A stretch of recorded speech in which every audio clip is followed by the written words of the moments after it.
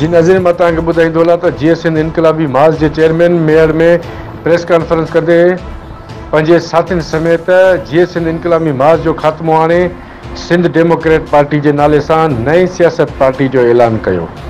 गाज़ी ख़ान चयो त हू सिंध जे अलहदगी पसंद सोच ऐं नज़रिए खे अलविदा करे इस्लामी जमहूरिया पाकिस्तान जे आइन ऐं दस्तूर तहत सिंध जे हारियुनि मज़दूरनि शागिर्दनि जे हक़नि समेत सिंध दुश्मन मनसूबनि ख़िलाफ़ जिदोजहद कंदासीं।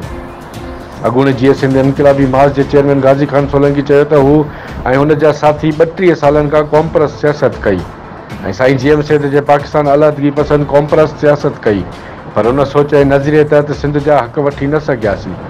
हिन चयो त हिन वक़्तु असां महसूसु कयो आहे त सिंध जा क़ौमी तोड़े मुआशी हक़ पार्लियामानी सियासत ज़रिए पाकिस्तान जे फ्रेम में रही करे हासिल करे सघजनि था। हुन करे असां वफ़ाक़ी पाकिस्तान जे दायरे में रही करे पार्लियामेंट तहत सियासत कंदासीं। हिन चयो त पाकिस्तान असांजे वॾड़नि ठाहियो आहे, उन जे हिकु हिकु इंच जी हिफ़ाज़त कंदासीं। इंडिया अमेरिका इसराइल हिन खे नुक़सानु पहुचाइनि था। हिन चयो त सिंध डेमोक्रेट पार्टी सिंध जा 5 करोड़ अवाम सिंधी पाक फ़ौज सां गॾु आहिनि। कैमरामैन दीदार मैसर सां गॾु रिपोर्टर अब्दुल वहीद मैसर, सोच टीवी न्यूज़ में।